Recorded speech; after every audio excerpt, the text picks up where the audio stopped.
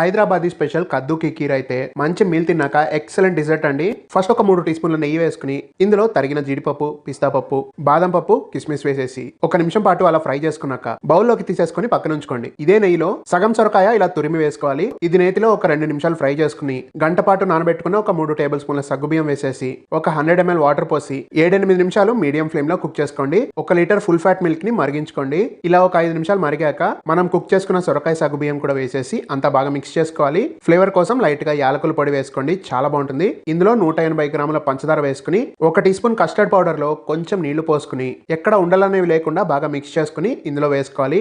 తర్వాత ఒక పావు కప్ అంత కండెన్స్డ్ మిల్క్ వేసేసుకుని అంతా కూడా ఫాస్ట్ గా మిక్స్ చేసుకోవాలి. మీకు కావాలంటే కాస్త ఫుడ్ కలర్ వేసుకోండి, నేను గ్రీన్ కలర్ వాడుతున్నాను. లాస్ట్ లో మనం ఫ్రై చేసుకున్న డ్రై ఫ్రూట్స్ కూడా వేసేసి అంతా మిక్స్ చేసుకుని సర్వ్ చేసుకోవడమే. క్రీమీగా చాలా బాగుంటుందండి. మీరు కూడా ట్రై చేయండి. వీడియో నచ్చితే లైక్ చేయండి, ఛానల్ సబ్స్క్రైబ్ చేయండి అండ్ ఇన్స్టాగ్రామ్ లో ఫాలో అవ్వండి.